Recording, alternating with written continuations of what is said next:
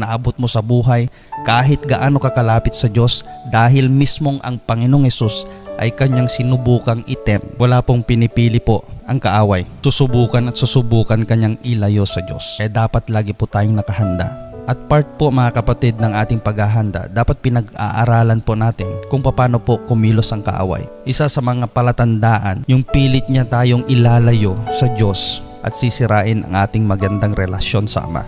So ibig sabihin po mga kapatid po, pwede pong gumamit ang kaaway kagaya po ng pag-tempt niya po sa Panginoong Hesus ng mga magagandang bagay, ng mga pagpapala, ng mga blessings sa ating paningin para lang tayo ay mailayo sa Diyos. Yun po yung red flag po doon. Kapag nasira po yung ating relasyon, nag-iba tayo ng landas. Ganun po ang pag-atake ng kaaway. Dapat pag-aralan po natin kasi tignan mo kapatid, kahit si Manny Pacquiao, pag siya po ay nakikipaglaban, tinitingnan niya po yung estilo ng kanyang makakalaban. Yung mga basketballista, tinitingnan nila kung sino ang 3-pointer, kung sino po yung malakas,